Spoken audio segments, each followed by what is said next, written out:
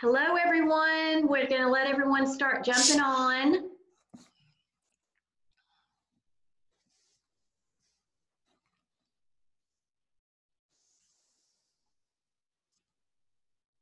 Just give everyone just a few minutes. Oops, did I do that? That's all right. It gives me a chance to fix my hair, which is like a never-ending feat. No matter what, what happens, like you always try to fix your hair. We'll start out this way, and then you can share your screen. Will that work, Vita? Oh, hey, Lisa. My friend Lisa Hayes is on. Hi, Yay! honey.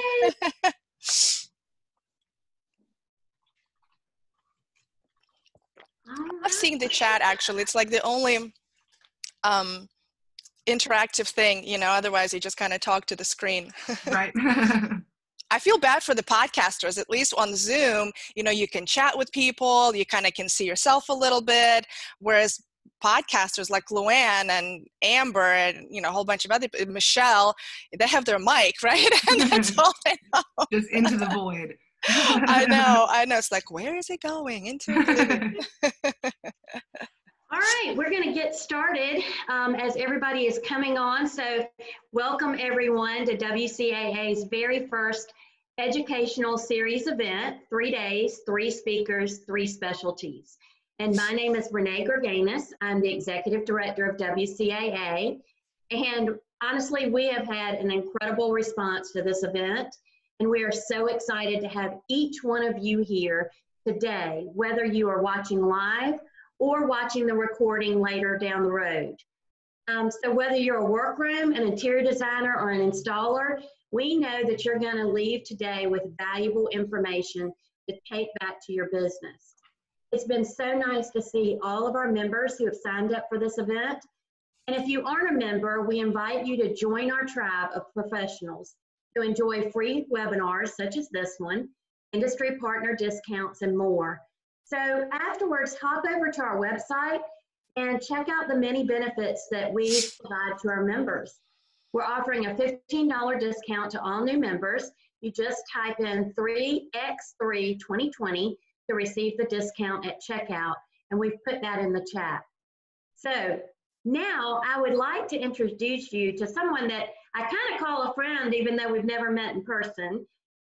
Vita is the award-winning author, speaker, business coach, and window treatment specialist.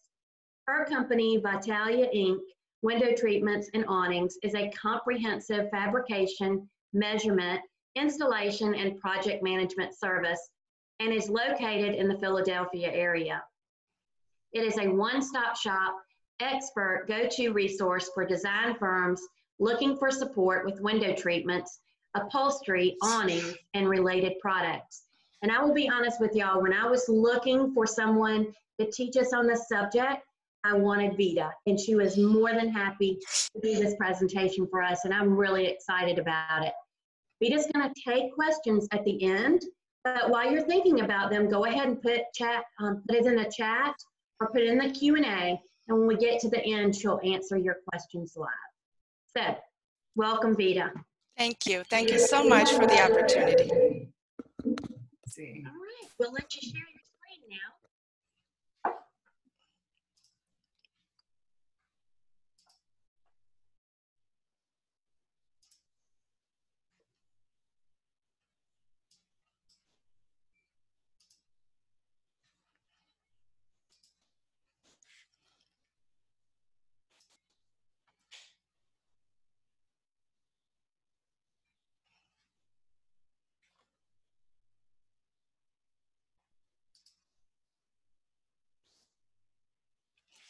Okay.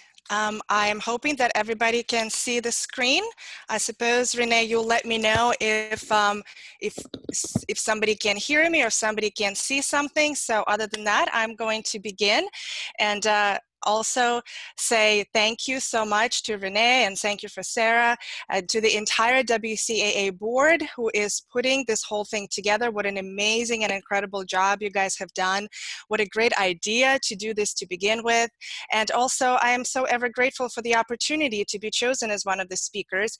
Renee and Sarah and I were just chatting before everybody came on that, these presentations, they keep up us, the presenters, the instructors, up on our toes, as well well, because it just keeps you that much sharper, and everything.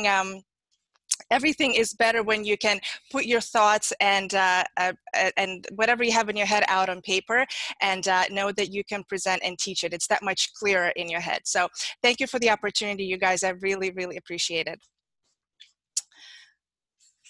Okay, and I just wanted to start by telling you a little bit about my company and why you should listen to me in the first place. The name of my company is Vitalia Inc. Window Treatments and Awnings, and we are a small and very mighty team of 5 people.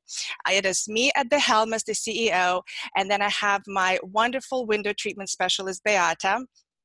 We currently have an open position, a general manager, who takes care of all the back-end operations and the expediting process. And we have the ever-talented Boris, who is our seamster, and through his hands go most of all of our soft products that we install. And of course, speaking of the installation, our wonderfully talented and skilled installer makes us look like heroes to our clients, and he's that last line of command. So we've been in business for 15 years. I started this out of my basement, actually that proverbial basement, and about 2 years ago or so, I moved out of my house, well, out of the basement a long time ago, and then ultimately 2 years out of my house. And I am now in this beautiful studio where we have our workroom, our offices, our conference room, where we have our clients and designers come in. All of our sample books are here and all that. So everything is done here. We're located in the Philadelphia area, so if anybody is local, let me know. We're in Bucks County in Ridgeboro, to be exact. And specifically, the value that we provide to our clients who are exclusively designers, it is the all-inclusive, that concierge level, that white glove service that includes pretty much from A to Z. It's fabrication, measurement, fabrication, installation. But ultimately, the end result of it, even though the product is beautiful, the end result of it is the scrupulous project management. And that's what really sets us apart from a lot of other companies out there. We not only provide you with beautiful quality, but we also kind of take our designers' hand along the way and pretty much take care of everything for them. And we do that through really professional and excellent communication, as well as technology. We rely heavily on technology. So our product offerings, just like many other workrooms, it is soft furnishings. We also do hard furnishings, like all the blinds and shades and motorization. Awnings is something that we started recently, just this year. And we primarily service the greater Philadelphia area. However, if there is an international project out there, we're totally not opposed to taking that as well, or a national one for that matter. So that's a little bit about Vitalia Inc. and what we stand for. And for me personally, if in case you guys don't know me, my full name is Vitalia, and hence the name of my company. I go by Vita, short, and I kind of have 3 primary roles in life, if you will. I am first and foremost, I'm a wife to my best friend and the wonderful husband, and I'm the mother to my 2 beautiful kids, and I'm the business owner. I don't claim to be a gardener, I don't claim to be a foodie or many other things. Those are kind of like the 3 things that I love and I have passion for. If you haven't quite picked up my accent, it is certainly there, because originally I'm from Ukraine. I've been here for over 25 years. I actually initially came to America as an exchange student and went to my last year of high school here, and then ultimately had quite a bit of education. I have my undergrad in business, marketing, and fashion merchandising. I have a graduate degree, and then I spent 10 years in corporate America, kind of honing my business skills and managing multi-million-dollar P&Ls and presenting to board of directors. And so these presentations, I think I've come to love from an early age, just kind of at the very early age being thrown into presenting to big wigs there. So, you do what you have to do. So the corporate life turned out to not be for me because, well, many, many reasons. And ultimately, I decided to start this business, and that was about 15 years ago. in addition to being the business owner, I am also a dancer. Some of you may have seen some of my posts on Instagram of me dancing and competing. I love that. And I'm also an insanity lover, insanity workout lover. So if I have any insanity workout lovers out there, please give me a shout out. There's not a whole lot of us out there, but it's a great workout in case somebody wants to try it out. But above all, the things that perhaps relate to the business most of all is the fact that I am obsessed with all things organized and simplified. I am self-proclaimed anal retentive, detailed, meticulous, and that systems-driven crazy person. I think sometimes I drive my staff around here crazy because I request things to be done ever so, and files to be named in a certain way and certain processes followed in a certain way. So, but ultimately, I think what has happened, the beauty of I want to say aging, but I don't know, maturing. I'm 45 years old, and I think the biggest gift that we can give to ourselves is the gift of self-awareness. And so at this point, I am so kind of self-aware and accepting and embracing the fact of me being that sort of super anal and organized and meticulous and process driven and systems driven. And ultimately the business that I built it around my own strengths and ultimately matching those strengths to the needs of the marketplace. And it is often the things that the interior design trade as a whole doesn't possess a lot of times. I mean, obviously I'm generalizing and maybe being stereotypical, but interior design requires such creativity and such an amazing bandwidth for all things beautiful, and having the broad picture and understanding of general design concepts and have this vision for how things will look. And so where my strength is, I come in, and at least with window treatments, I take the stress over the little details and the minutia and the little things off of their plate, and I put it onto ours. And that's the value that we ultimately provide to our interior designers. So for today, the goals and intentions of our session are threefold. I want to go into some window treatment technical concepts because, again, just to remind us, the topic for today is communication. How do we communicate better between designers and workrooms, and how do we set up these communication channels in such a way that ultimately the project is a success, the stress is lowered, and the profits are increased. So there are certain window treatment concepts that I would like to go into and go over, educate some of us on to make sure that we're all talking the same language. Then I also thought that communication, I can't quite teach communication without teaching how to set up your processes and how to set up your flows. So I will walk you guys through how we do it here at Vitalia Inc. And I have come to believe very strongly that that is one of the most efficient ways of running the type of firm like mine. And you guys can emulate, you can take parts of it and decide what works for you. And then I'd like to wrap it up with giving you some quick tips, some low-hanging fruit of immediate things that you can implement right after leaving this presentation. Okay, so however, I cannot begin this without saying thank you first to two very important groups of people. That first group is the Soft Furnishings and Upholstery Facebook group. In case some of our workrooms here are not part of this group, it is much more workroom related group than anything else. So because a lot of it is technical and construction. So in case some of the workrooms attending are not part of this group, by all means, check it out. It's an incredibly active and a wonderfully sharing group. And second group of people that I'd like to thank are the interior designers that we serve here at Vitalia Inc. We are blessed and privileged to service over 40 interior designers. And the reason I wanted to combine here and thank both of these groups is because this presentation would not have been possible if it wasn't for them. So when Renee approached me to teach communication to you guys. Of course, I could have sat down and I could have kind of went into my head and thought, okay, this works and this doesn't, and this makes sense to talk about. But in addition to that, what I did is I reached out to these two groups of people and I said, I have this opportunity. What do you think would make sense? What struggles are you having? What questions may you have that would make sense to address here? So it is not just me, it is a group effort of all of us that this presentation came together and these topics are discussed. Okay, so we'll go into some of the window treatment technical concepts. And before I scare anyone away, and Renee, I hope nobody clicks off when I say technical concepts.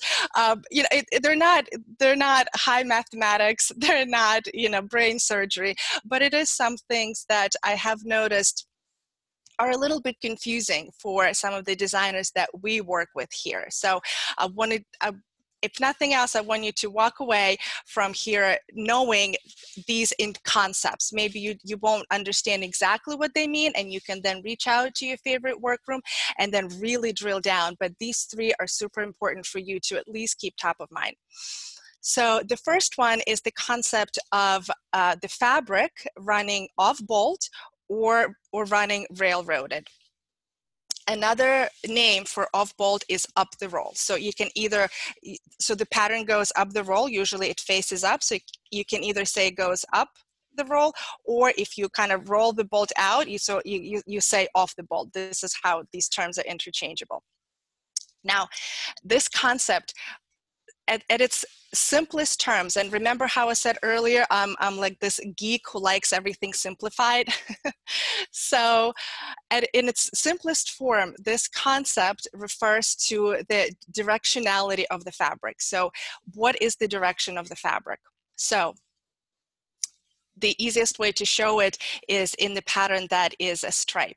So here, in this example on top of the sofa, we have the bolt, this stripe off the bolt, the stripe going vertically. And if we turn the bolt sideways, then the stripe goes horizontally. So really, the concept of railroading simply refers to turning the fabric sideways, just 90 degrees, and having the pattern go left to right, which is, you know, if you think of railroad, it kind of goes left to right or right to left. In this industry, we think of things left to right, but either way, it's horizontal, okay? So the bolt can either come at you, or you can turn it 90 degrees and it can go horizontally. Now, why am I making a big deal about it?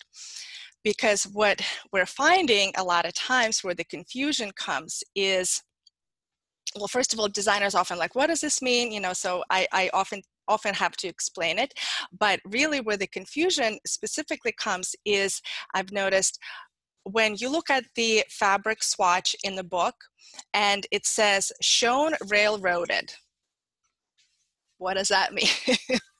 And, you know, I can't make this stuff up. I mean, everything that I'm telling you has either happened to me or to somebody I know, because you can't make this stuff up.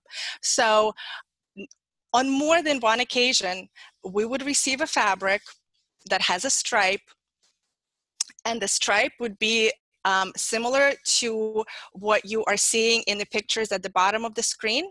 So the stripe is horizontal. So when the bolt is unrolled, the stripe goes horizontal.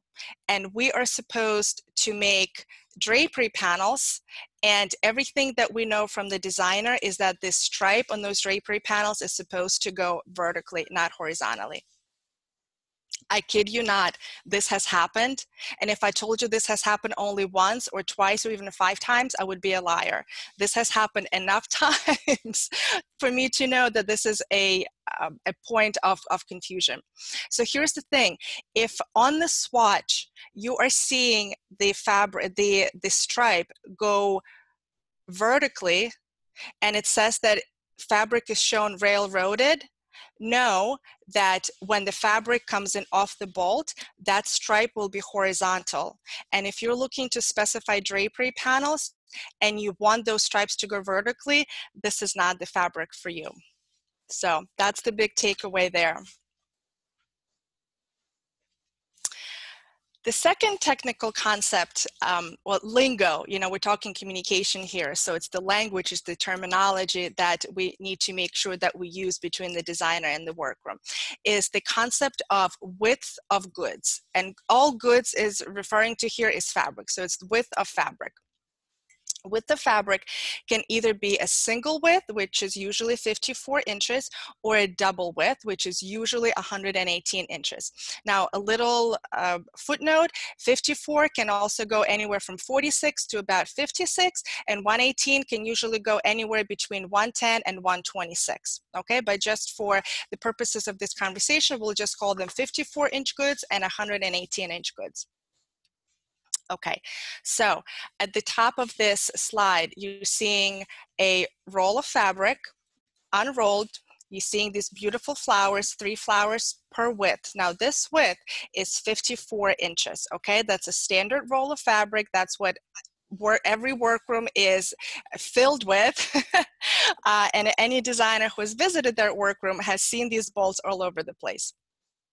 Now, if you're trying to specify draperies, and you want them to cover a certain expanse, and let's call it 100 inches or 200 inches. That 54-inch width can only cover part of that expanse. So what needs to happen, several widths need to be seamed together. So what your workroom does is it cuts off a certain amount, depending on what the length is, but let's say it's 100 inches. So it will cut off 100 inches, that's a cut, and then it will make a second 100-inch cut, and then a third and a fourth, however many are needed, depending on the specs. And then those widths are seamed together, and that's what we're referring to as 2 widths of fabric or 3 widths of fabric. So in order, essentially, the takeaway here, in order to cover a certain window opening, if you have a single width good or single width fabric, you have to piece those widths together. Now, you can also do a very similar thing with double width fabric, so 118-inch goods too. You can also potentially unroll it and then seam it together, and then one cut, and then unroll another cut and seam it together. But really, the beauty of double width goods, 118-inch goods, is the fact that you can turn it, and now from the previous slide, we know that turning means railroading, so we can turn it and we can unroll it sideways. And the beauty of that is that there are no widths to worry about. Okay, there's no seams to worry about. Now, where this is most prevalent is, of course, in sheers, because it is the sheer fabric that will show that seam much more than a solid or any kind of pattern fabric. So that's why you often hear of sheers being railroaded and maybe not as much 54-inch goods being railroaded. Now, of course, either one can go either way. Both types of goods can be seamed and both can be railroaded, but I'm just giving you kind of the typical scenarios of what usually happens. Okay, now what the confusion that usually happens here, or the type of comments that I usually hear even from my designers, is actually just as recent as a couple of days ago. It was a new designer to us. She sends us an email and she says that they would like to do a 2-story drapery panel. So this is 18 feet or so, or 200 inches or so. And she says, we would like to railroad the fabric because it's a 2-story drapery panel. So let's do this again. We would like to railroad the fabric because it's a 2-story drapery panel. So regardless of whether the fabric is 54 and 118, if you railroad it, the most you can get out of it is 118, right? And I'm not even counting the hems here or any kind of headers or anything like that. So if you have 2-story panels at 200 inches, there's no way that you can use railroaded fabric for something like this. Okay, so for designers, it's to know when it's appropriate to say that the fabric can be railroaded, And for Workrooms, I want you to take heart and to, no matter how many times you've said it, you're going to say it one more time and 100 more times and maybe 1,000 more times. And you're going to continue to educate your designers on what it means to have widths of fabrics versus railroading the fabric, okay? And for designers, I want you to be careful about the directionality of the fabric. So if you want something railroaded, you need to remember how that pattern will go. And also think about when you want to have seams in your window treatments and when you don't. And think of railroading as being one of the ways, the methods of avoiding the seams, but only if it makes sense in terms of the pattern direction and in terms of the length of the fabric. Because another example I can give you is this. Let's say it's a standard height ceiling and the designer wants to do drapery panels. And she kind of looks at the patterns, at the swatch and at the pattern. She says, I want to run it this way. No, I want to run it this way. No, I think I like it this way. Maybe I like it this way. And of course, what I would do is I would immediately turn it over. And if I see that it's a 54-inch goods and our drapery panels are at minimum 96 inches, the immediate direction there is that there's no way that we can railroad the fabric here. Because think about it, 54-inch goods, so look at the top of the slide, we have those 3 flower rows. If you turn it, think of that, if you turn it and it's only 54 inches, then your utmost length for your drapery panels is 54 inches. So there are definitely places and ways to use railroading and avoiding seams, and there are places where you just cannot. But it's good to know when you can and when you cannot. And then the third concept that I would like to go over here is the concept of fullness. And here again, in the spirit of simplicity and how to kind of explain it in simplest terms, all this refers to is how much fabric is used to cover a window opening. So to put it into an example, let's say you have an opening that is 100 inches. So you can take a fabric and either seam it together if it's widths or railroad it if it can be railroaded. And you can have a piece of fabric that is 100 inches and you have a 100-inch expanse to cover, to fill. Now that we would almost never do that in the custom window treatment world, of course, because it would just make it look like shower curtain. So think of that shower curtain kind of completely flat, so that's what it would look like. So in the custom window treatment world, we have this concept of fullness where we actually use more fabric than the expanse that we're trying to cover. And so fullness refers to how much more fabric are we going to use. So 60-time fullness. Now the pictures that I have here are those of ripple folds, and I use ripple fold here because it's easier to kind of visually show the difference of what different fullness looks like. So you can see that 60% fullness has certain ebbs and flows in that fabric. But by comparison, the 80% fullness, you see that those folds are closer together, and they sort of have the illusion of being deeper as well, but mostly they're tighter together. And then when you look at the last picture of 100% fullness, those folds are even smaller and even tighter together. So what this means is that when we have 100% expanse, we'll call it a window, a door, whatever, opening, right? A window opening. And we are working with 60% fullness. That means that we take this 100 inches and we multiply it. So your multiplier here, that's a term that we're familiar with, I think, from hard treatments. So we take those 100 inches and we multiply it by 1.6. If we wanted a fuller drape, then we multiply it by 1.8. And if we want a drape that is fuller yet, then we multiply it by 2. Now I can tell you that here at Vitalia Inc., our standard is 2 times fullness. Okay, so if we have a window opening that's 100 inches, then we request enough fabric for it to finish flat at about 200 inches or so. Okay, so again, fullness, all it refers to is how much fabric is used in order to cover the expanse. Or better yet, maybe I should say how much more fabric to use to cover that opening, that window opening.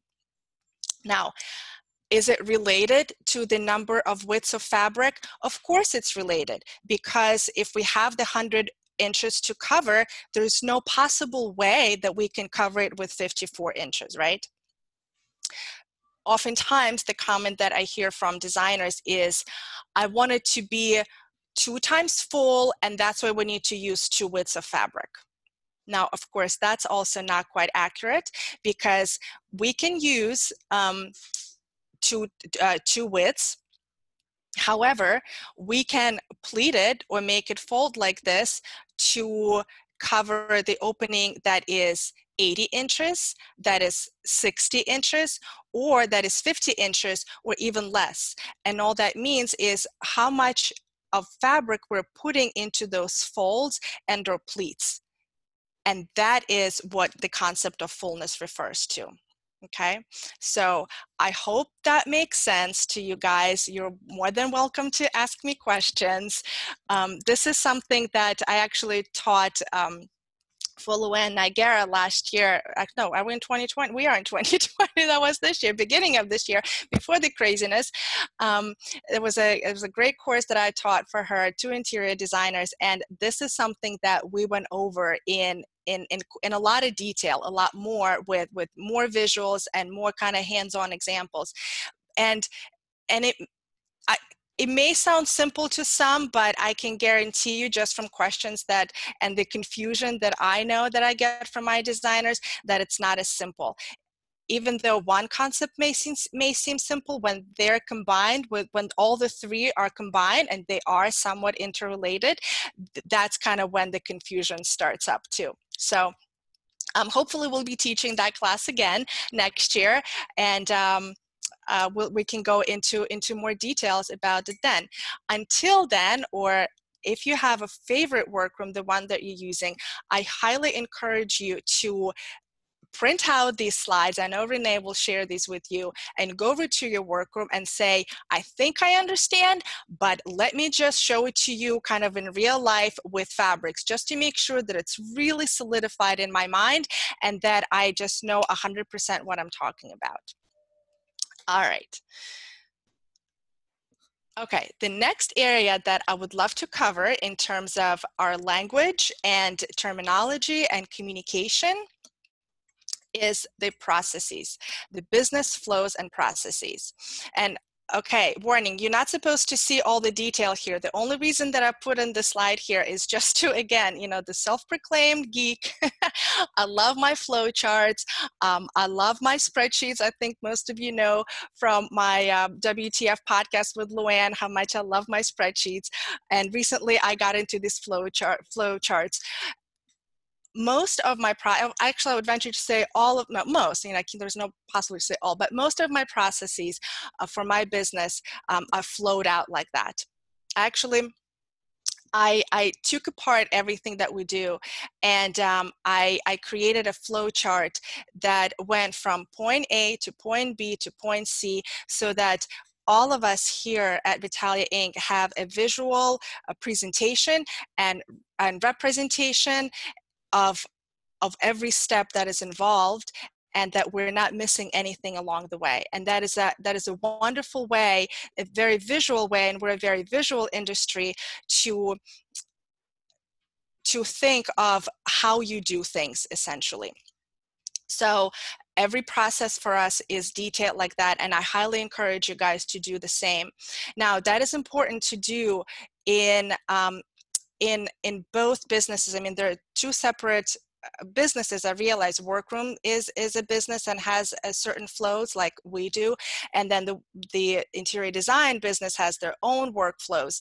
However, as it comes to window treatments, they intersect, right? They connect. So having a very clear idea of how you do things is incredibly important. And it is, I've I've come to realize that it is during the process of flow charting it is when you become crystal clear on how you do things. Like, even we talk a lot about SOP, the standard operating procedure document. And we have one as well. Ours is over 70 pages long, and it's not even finished yet, actually.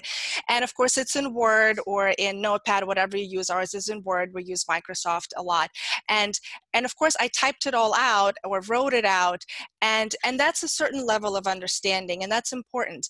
But believe you me when I tell you, when you start flow charting it like that, it truly gives that visual reference of what comes when and what comes next and all the sequential steps. So it's just a PSA for you guys for today to take the time to do that.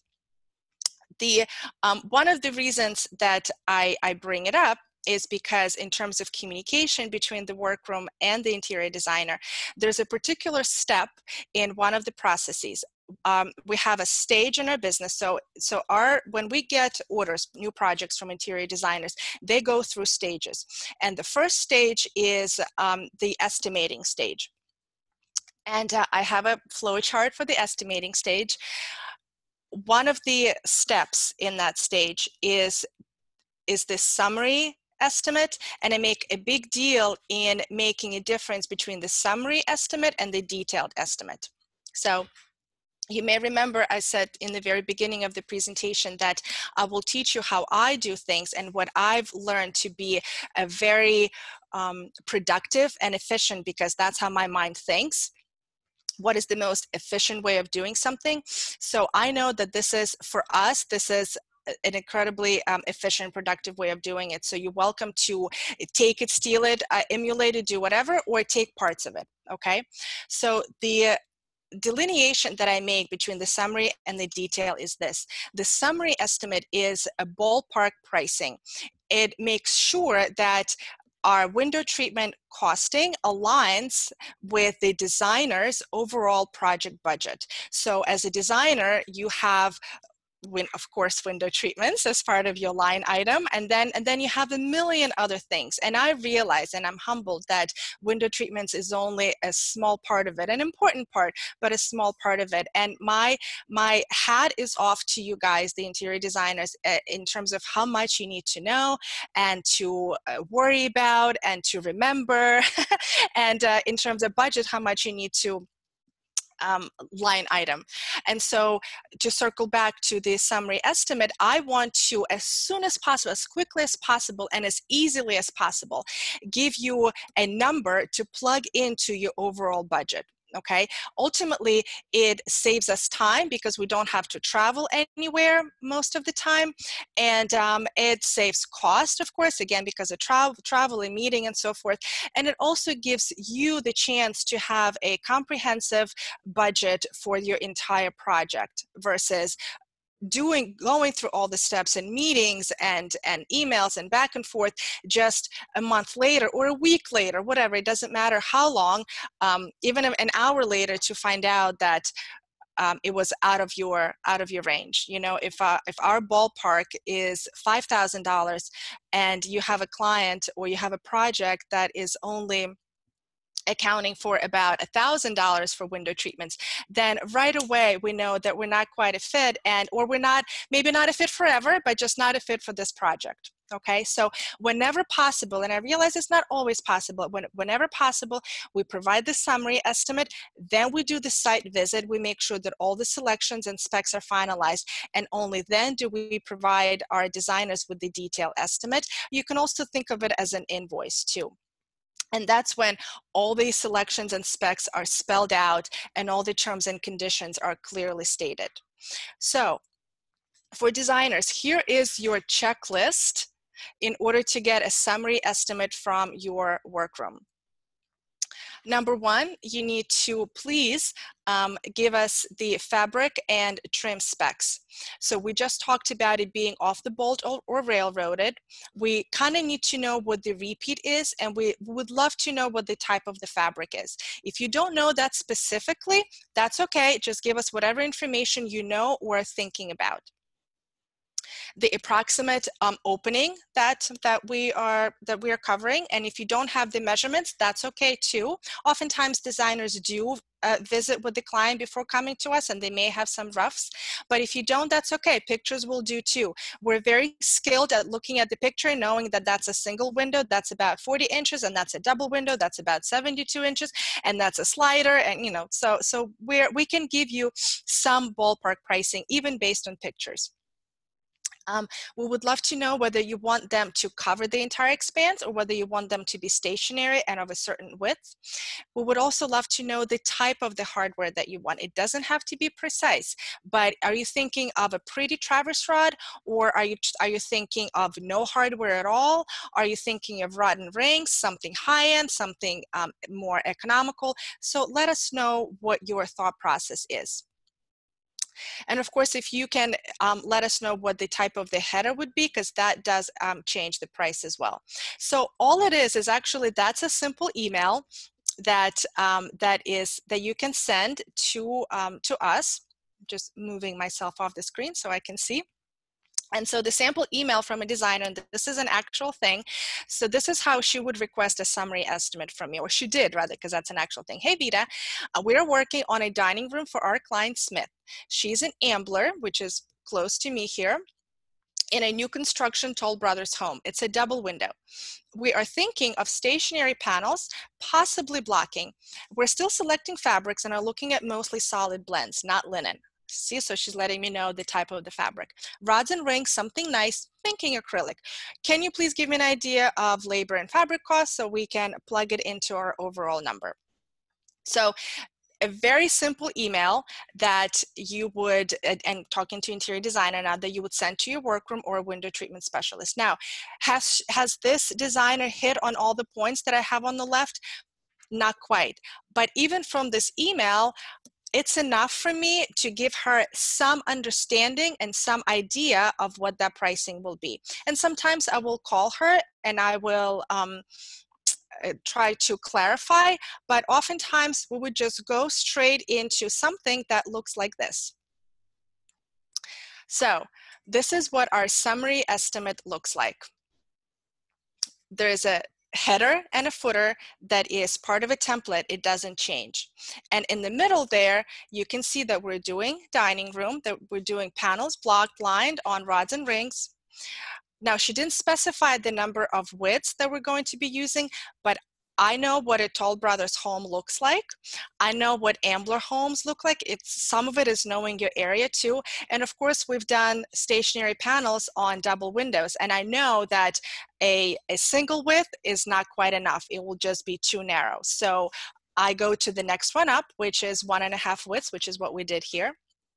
We're just letting her know that this includes fabrication labor. We're letting her know how much fabric is needed. Now, some designers get their own fabric and ship it to us, and for some, we get theirs, so it depends on your relationship.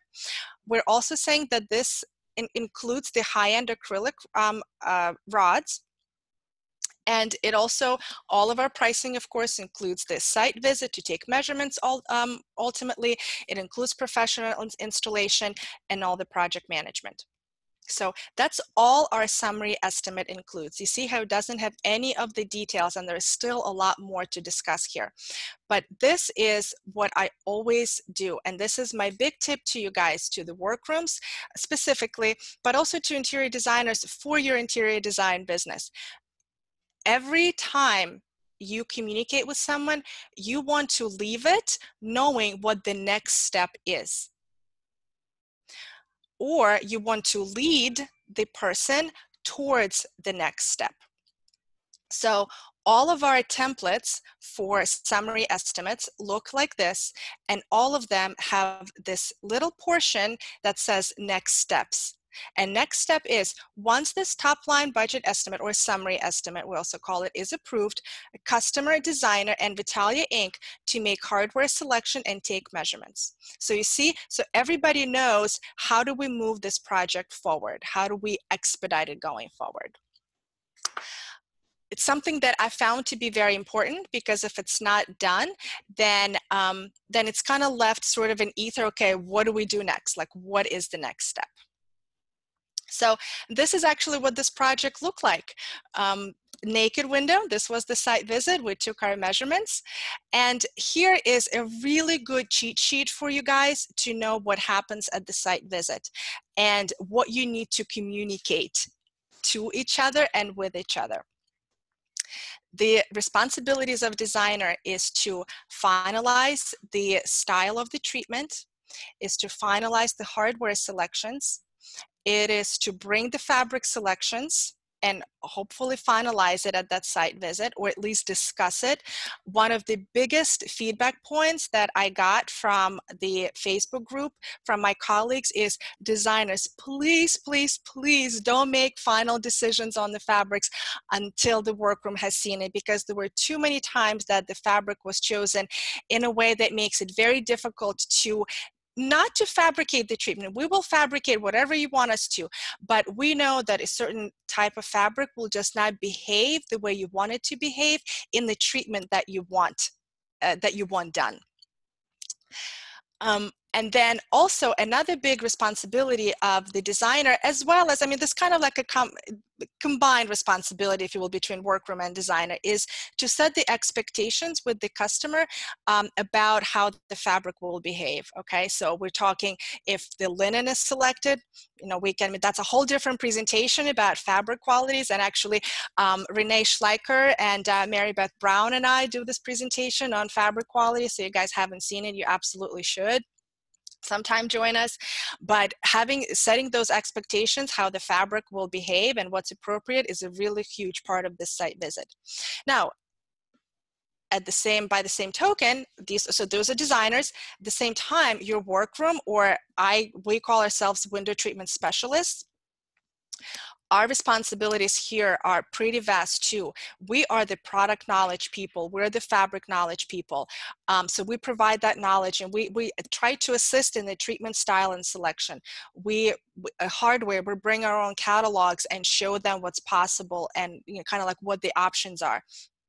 We weigh in on the fabric selection. Obviously, we take the measurements. We talk about all the obstructions, the vents, the soffits, the bump outs, the mounting, like where to mount it, where to install it. Is there enough mounting space to install where we want it to install? How much off the window it will be? How much into the window it's going to come in? What is the stack? What it's going to look like? What is the pleat if it's a drapery panel? Like there's so many details that need to be discussed. And usually your workroom, at least for us, we have a very distinct and specific list of everything that we need to talk about, so that as much of it as possible is discussed, or at least thought of before we leave. Now, do we do everything in one site visit? Sometimes. If the project is simple enough, then yes, it's possible. And of course, some projects are not that simple. So I don't mean to oversimplify the process at all. And sometimes it takes many site visits to discuss all of this, or many more phone calls or emails to discuss all of this. The point of this, that somebody needs to discuss it, and at some point it needs to be discussed. And that's what, that brings us to our very topic, the communication of it. And so once it's all finalized, once it's all discussed and figured out, this is what our detailed estimate looks like. So the number of panels, the type of the pleat, the number of widths, the fullness, the hems, the installation nose, the dressed width, the clearances, the length, how much off the floor, the return, the overlap, even the hardware, we specify the hardware, the bracket, the ring, the pole, the finial, all of that is discussed there. Not discussed, I'm sorry, more than discussed. It's actually put on paper, it's put on writing. Our terms are there, our lead times are there. We're very specific about the fact that we take 50% deposit up front. So all of that is included in the detail estimate. And essentially, all it is in the detail is it captures all the conversations that you have had, either on site or by phone or by email or whatever other way all these specs came to be. So this is essentially what Vitalia Inc., or your favorite workroom, is fabricating for you. And ta-da! This is what the final product looks like, the final project. So the number one secret really of going from before to the after is to be crystal clear on what your process is, okay? And that's why I started this section with all these crazy flows and charts, just to show you how important it is to flow it out step by step so that nothing is missed and nothing is forgotten. And you have to be extremely clear on who does what and whose role it is and whose responsibility it is to do all of those things, and not just to do it, but who captures it in writing. And I know that for us, we do it for our designers. We put the summary estimate, we put the detail estimate. I know not every workroom operates that way, and that's okay. And I also know that not every designer uses a concierge service like we are, and that's okay too. And it doesn't matter who does it. What matters is it needs to be done, and it needs to be crystal clear between the two parties who does it, whose responsibility it is to do. You know, we all know how window treatments are incredibly detailed, right? And how one teeny tiny little mistake can cause a real problem at the end. So just for fun and giggles, I decided to Google the word detail to get synonyms for it. And here's what I got: accurate, attentive, comprehensive, exacting, fastidious, meticulous, precise, scrupulous, systematic, thorough. I mean, 10 words right there, right? The thing is, all of those adjectives are important because all of those things need to be done. So I ask you, workrooms and designers, in your process, who does that? Who is that role in your process that takes care of all of these minutia little details in a attentive, accurate, comprehensive, exacting, fastidious, and all of adjectives kind of way? Because somebody has to. Otherwise, the process of window treatments will not be painless and will not be stress-free. Let me put it that way. And that's ultimately not what we want. Okay. All right, and what I would love to wrap up with is to give you some tips on best practices. I want to give you some low-hanging fruit things to think about, because we talked in the beginning about some of the terminology and the language that you, the designer, truly must know, and you, the workroom, please be continue to educate, okay? But that may take some time for you to be 100% comfortable with that. We also, in the second part of this presentation, just talked about processes. Now, that definitely takes some time, okay? I made the decision to scale my business about 2.5, 3 years ago. And so it's taking me from then until now. And even now, you never reach a finish line. Even now, I continuously update and improve my processes. So that's a long tail strategy, but it's incredibly important, and it needs to be started. And if you didn't start it 3 years ago like I did, or 20 years ago, or yesterday, it needs to be started today or tomorrow, but it needs to be done at some point if you were to have that stress-free practice that we're talking about.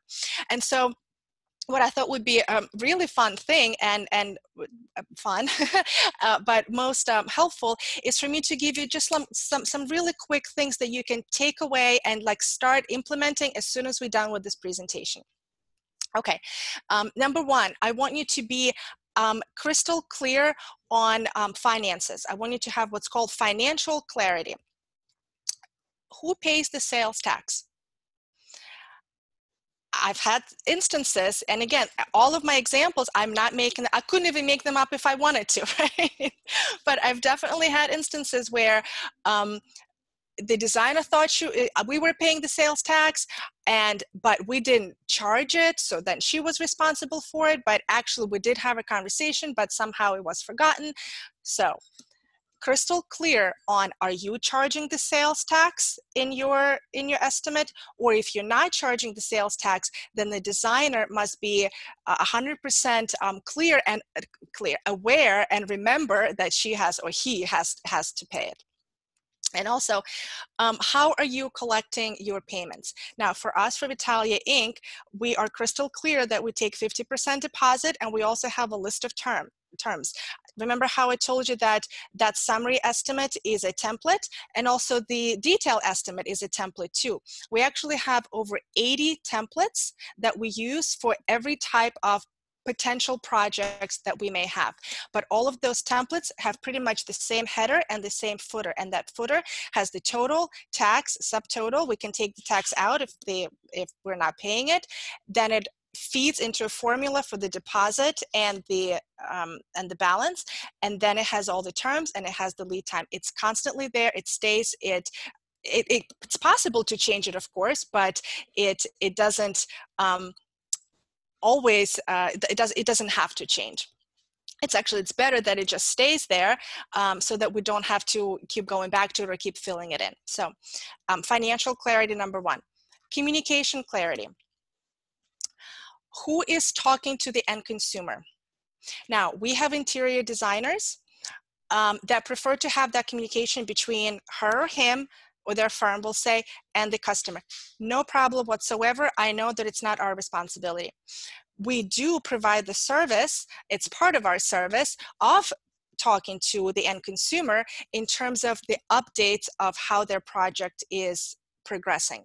The reason I think it's important is because window treatment is somewhat of a long process. It's anywhere from 4 to 6 weeks or 6 to 8 weeks, sometimes even longer. And so I think it's important to update the customer regularly on what's happening with their money. So they gave us the deposit on day one, and then if they don't hear anything for 4 weeks or 6 weeks or 2 months, I personally don't think that it's acceptable. So therefore, I, or Vitalia Inc., provides the service of communicating to the client, and that communication is very quick. Mrs. Jones, good news, we received your fabric. Boom. Mrs. Jones, great news, we just placed your hardware, everything's okay, nothing's on back order, moving on. So real quick updates that we can give to the end consumer and or designer. It's up to the designer. We always ask them, would you like us to communicate with your customer? We're more than happy to. Obviously, we always copy the designer, or if you're taking care of it, that's okay too. But the important part of it, somebody has to do that communication, somebody has to handle it, and it's important to know between the workroom and the designer who does it. Next, I have some additional low-hanging quick things for you. Always use one form of communication. Now, nowadays, we're 2020, we have email, we have direct message, we have private message, we have text, we have Voxer, we have WhatsApp, we have Skype, I don't know, we have a whole bunch of Zoom, right? We have a whole bunch of various ways of communicating information to each other. My personal preference is email. Email is a place where I can put it into folders, where I can search communication if I have to. It's also a way for me to kind of retrieve the previous email and forward it with the new email or reply, so it becomes a string. So for me, it's always email much more than other things. Now, do we communicate with via other things? Of course we do, but we try to do it more on like quick things, or I'm running late, or we'll be there in 5, or, you know, hey, what was that thing, or what was that number? So just real quick things, but any kind of changes in specifications, for us, they need to be in email. Another thing that I love to do, and I would really recommend that you do as well, is that you state the name of the customer in the subject line and the name of the project in the subject line as well. So instead of saying, the email that we get would be like, Kelly,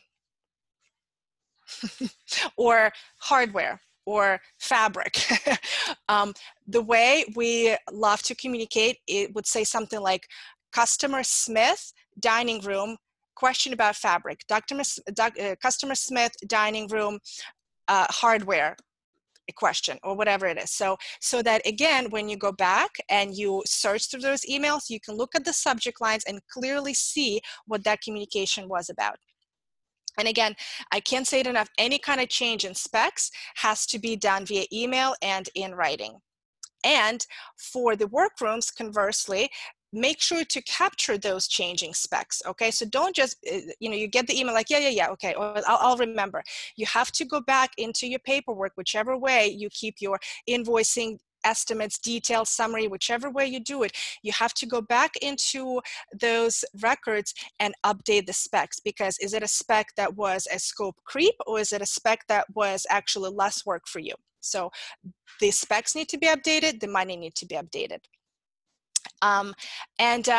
Please, designers, if at all possible, please include the side mark on all the packages. I can't tell you how many times we would get fabric and we have no idea where it's supposed to go, because it doesn't have any kind of customer name.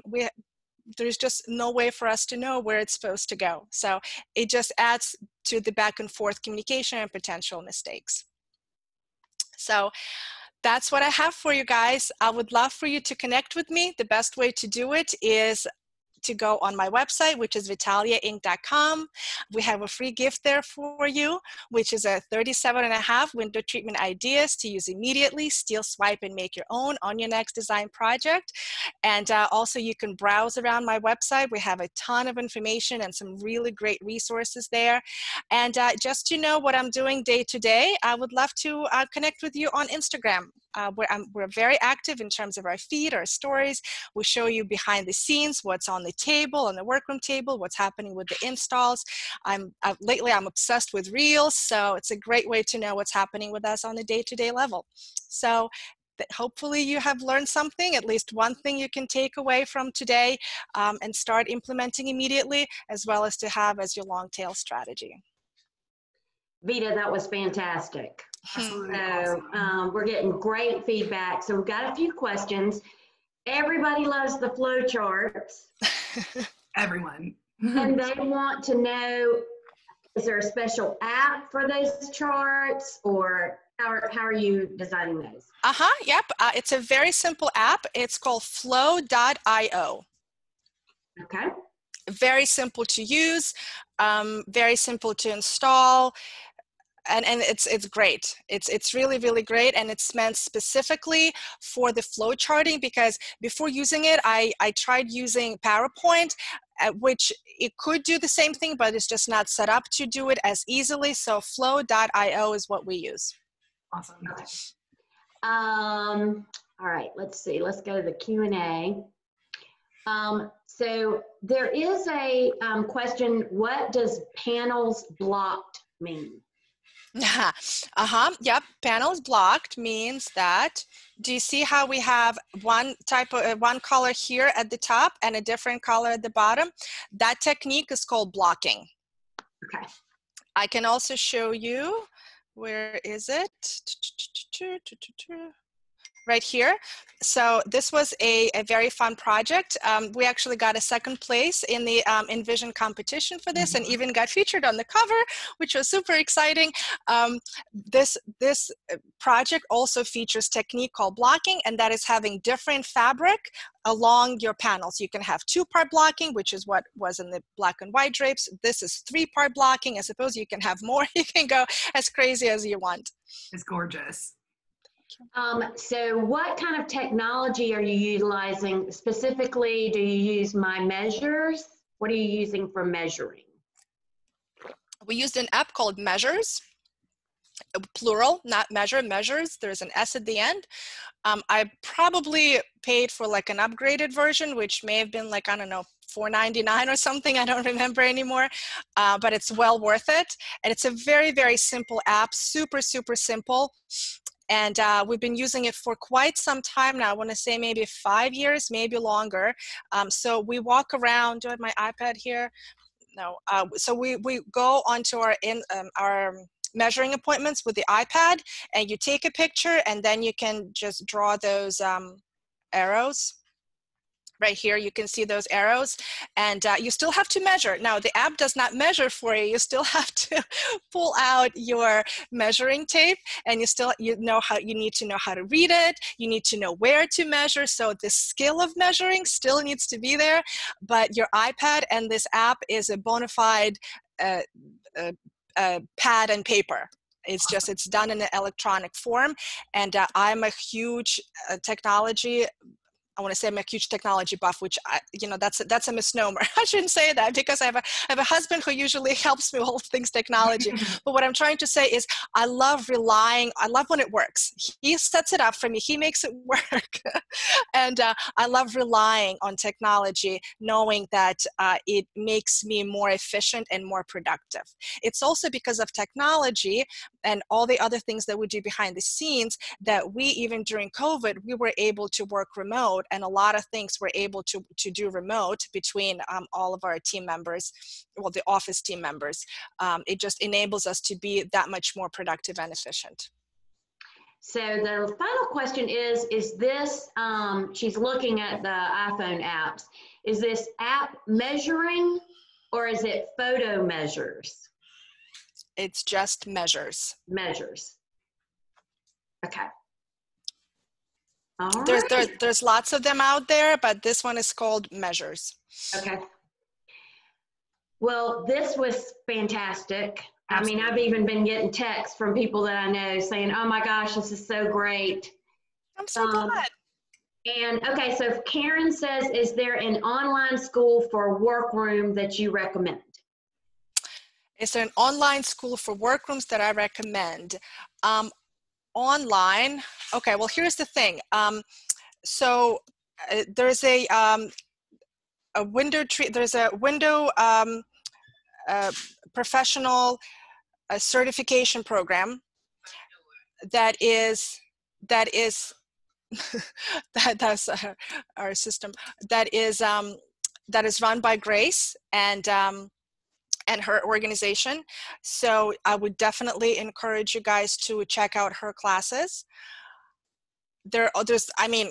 Come on, there's WCAA. I mean, we're here right now. And of course, here we have a ton of classes too, and some of them are Workroom related. Now, if this person is asking me for like hands-on fabricating type of classes, then I would highly recommend Susan Woodcock. She's one of the presenters, I believe. I'm registered for her Roman Shades class. I think that's into tomorrow, right?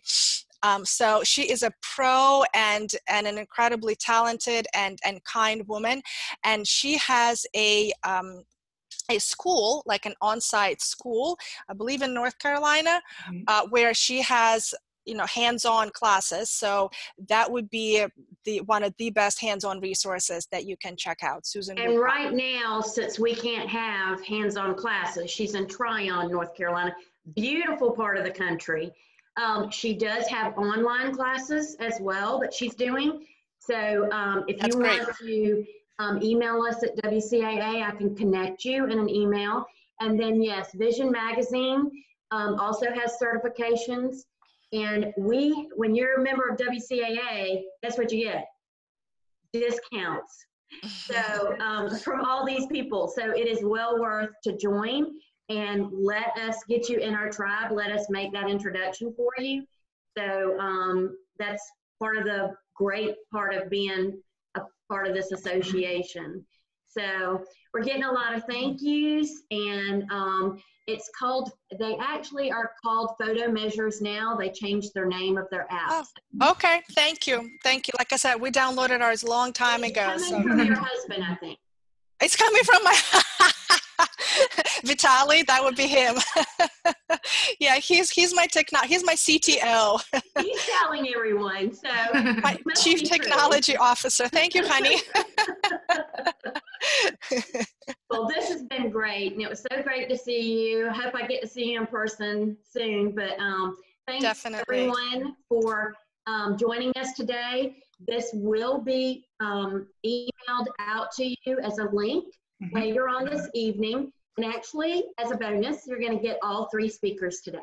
So be looking for that email from us. So awesome. We hope everyone has a great day. Registration is still open for all of the other presentations over the next couple of days. So if you have 7 more.